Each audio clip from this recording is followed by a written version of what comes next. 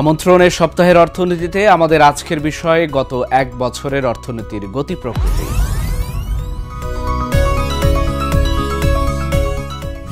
বর্তমান অন্তর্বর্তী সরকার দায়িত্ব নেয়ার পর এক বছর পার হলো। ক্ষমতাচ্যুত আওয়ামী লীগ সরকার টানা 15 বছরের বেশি ক্ষমতায় ছিল।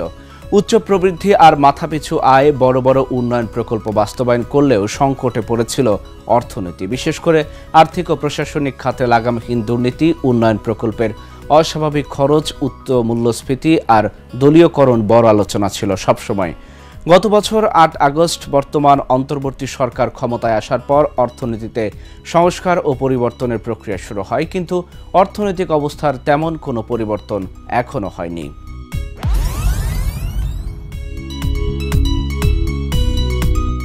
উচ্চ মূল্যস্ফীতিতে সাধারণ মানুষের জীবনযাত্রার ব্যয় বেড়েছে। মজুরি বৃদ্ধির হার মূল্যস্ফীতির তুলনায় টানা 39 মাস ধরে কম, ফলে মানুষের প্রকৃত আয় কমেছে। বিনিয়োগ স্থবিরতায় কর্মসংস্থান কমে গেছে, সব খাতে বাড়ছে দরিদ্র মানুষের সংখ্যা।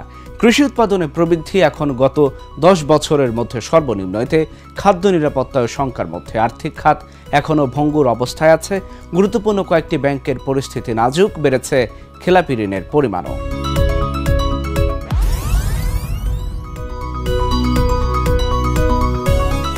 রিজার্ভের পতন থামানো গেছে।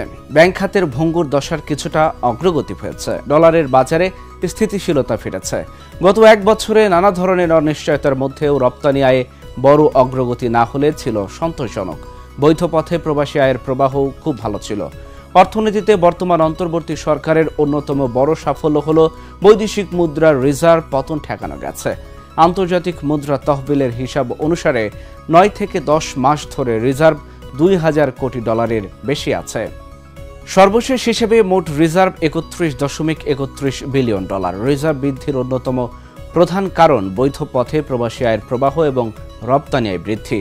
একদিকে আমদানি প্রবৃদ্ধি কমেছে, অন্যদিকে সবশেষ জুন মাসের শেষ সপ্তাহে আন্তর্জাতিক মুদ্রা তহবিল, বিশ্বব্যাংক ও এশীয় উন্নয়ন ব্যাংকের কাছ থেকে প্রায় 2 বিলিয়ন ডলারের মতো অর্থ ঋণ পেয়েছে বাংলাদেশ। এসব কারণে রিজার্ভ বেড়েছে। এছাড়া ডলারের দামও একটি স্থিতিশীল জায়গায় রয়েছে, যা অর্থনীতিতে নতুন করে স্বস্তি দিয়েছে।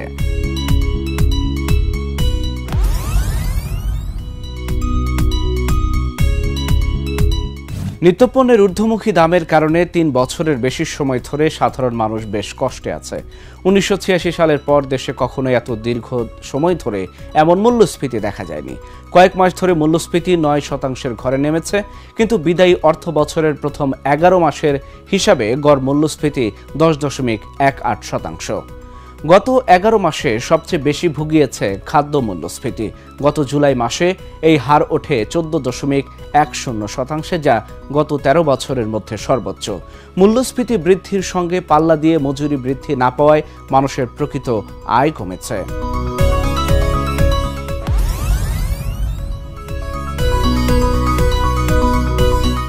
গত এক বছরের বিনিয়োগ পরিবেশের অবনতি অর্থনৈতিক সংকটকে বাড়িয়ে দিয়েছে।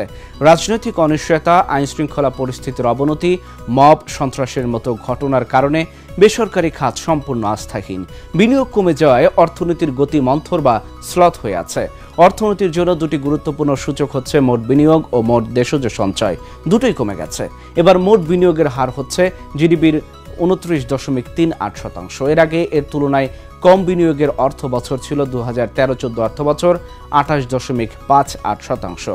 আর মোট দেশজ সঞ্চয় তো কমছে ধারাবাহিকভাবে। একটি দেশে মোট দেশজ সঞ্চয় কমে যাওয়া খুবই গুরুত্বপূর্ণ একটি অর্থনৈতিক সংকেত, যার প্রবাহ বহুমাত্রিক।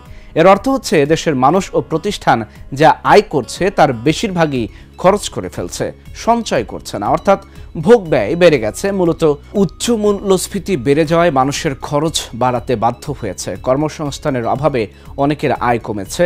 আর্থিক খাতের অনিশ্চয়তার কারণে মানুষ ব্যাংকেও অর্থ কম রাখছে। বিশ্বব্যাংক গত এপ্রিল মাসে বাংলাদেশের উপর প্রকাশিত প্রতিবেদনে বলেছে, দুর্বল আইনশৃঙ্খলা পরিস্থিতি, ব্যবসায়িক পরিবেশের অবনতি এবং কর্মসংস্থানের সুযোগের অভাবের কারণে অনেকেই শ্রমবাজার থেকে সরে যেতে বাধ্য হচ্ছেন। ফলে শ্রমশক্তিতে অংশগ্রহণের হারও কমে গেছে। আর সবচেয়ে বেশি কমেছে নারীদের অংশগ্রহণের হার।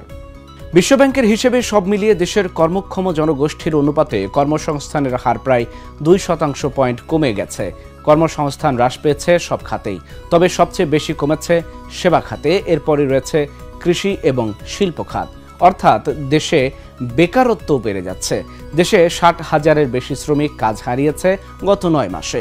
বিশ্বব্যাংক বলছে ঝুঁকিতে থাকা প্রায় 30 লাখ মানুষ নতুন করে অতি দরিদ্র হয়ে যেতে পারে।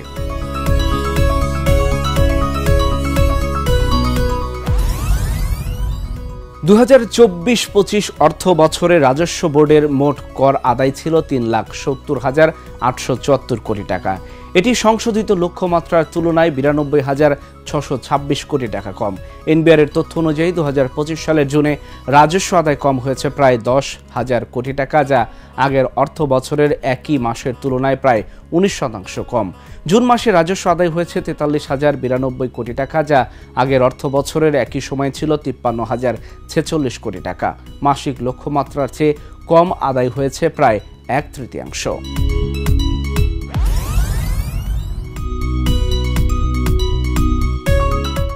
বিশ্লেষকদের মতে বাংলাদেশের অর্থনীতির সামনে মূল চ্যালেঞ্জ হচ্ছে রাজস্ব ব্যবস্থা শক্তিশালী করা, আর্থিক অন্তর্ভুক্তি বাড়ানো, কর ফাঁকি রোধ করা এবং বিনিয়োগ বান্ধব পরিবেশ তৈরি করা। অন্যদিকে ব্যাংকিং ও আর্থিক খাতের বিশ্বাসযোগ্যতা ফিরিয়ে আনার মধ্য দিয়ে সাধারণ মানুষকে আর্থিক ব্যবস্থায় সম্পৃক্ত করা। এই ছিল আজকের মতো। দেখা হবে আগামী সপ্তাহে। সে পর্যন্ত আমাদের সাথেই থাকুন। ঢাকা জার্নাল দেখতে থাকুন। ধন্যবাদ সবাইকে।